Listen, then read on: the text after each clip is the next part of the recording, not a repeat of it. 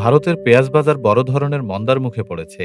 প্রধান ক্রেতা বাংলাদেশ ও সৌদি আরব এখন আগের মতো ভারতীয় পেঁয়াজ কিনছে না, বরং পাকিস্তান ও চীনকে নতুন সরবরাহকারী হিসেবে বেছে নিয়েছে। এতে আন্তর্জাতিক বাজারে ভারতের রপ্তানিকারকদের ওপর চাপ তৈরি হয়েছে। ইকোনমিক টাইমসের বিশ্লেষণে বলা হয়েছে, ঘন ঘন রপ্তানি নিষেধাজ্ঞা আরোপের কারণে আমদানিকারীরা বিকল্প উৎস খুঁজে নিতে বাধ্য হয়েছে। স্থানীয় দাম নিয়ন্ত্রণে রাখতে ভারত 2019-20 সালে কয়েক দফা রপ্তানি নিষিদ্ধ করে।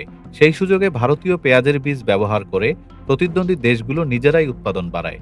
ফলে আজ তারা প্রায় স্বনির্ভর, আর ভারতের বাজার হারিয়েছে স্থায়ী ক্রেতা।